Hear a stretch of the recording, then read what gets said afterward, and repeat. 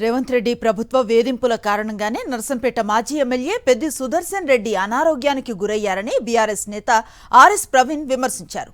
Civil సప్లైలో 1100 కోట్ల అవినీతిని పెద్ది సుదర్శన్ రెడ్డి వెలుగులోకి తెచ్చారన్నారు. దొరికిపోతున్నాం అనే భయంతో కాంగ్రెస్ ప్రభుత్వం పెద్ది సుదర్శన్ రెడ్డికి సెక్యూరిటీ తగ్గించిందని మండిపడ్డారు. ఎప్పుడైతే కాంగ్రెస్ పార్టీ అధికారంలోకి వచ్చిందో 2023లో ఆయన ఆల్రెడీ సివిల్ సప్లైస్ కార్పొరేషన్లో పనిచేసిన అనుభవం ఉంది కాబట్టి వెంటనే 1100 కోట్ల రూపాయల విలువైన స్కామ్ ఆయన కనుక్కోగలిగారు. తర్వాత హైకోర్టులో కూడా పబ్లిక్ ఇంట్రెస్ట్ లిటిగేషన్ వేశారు. సుప్రీంకోర్టులో కూడా ఈ కేసు నడుస్తుంది. 1100 కోట్ల రూపాయల తెలంగాణ ఆస్తిని కాంగ్రెసు నాయకులు పందికొక్కుల్లాగా దోచుకున్నారు.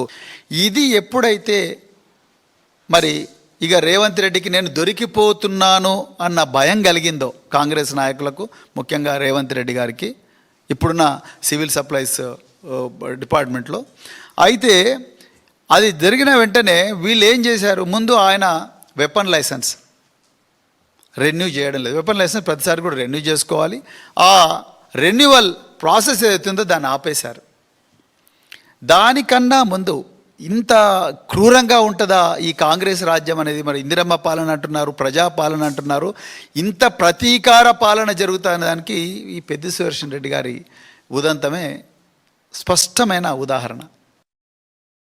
మరిన్ని అప్డేట్స్ కోసం ఛానల్ను సబ్స్క్రైబ్ చేయండి. నోటిఫికేషన్స్ కోసం బెల్ ఐకాన్ పై క్లిక్ చేయండి.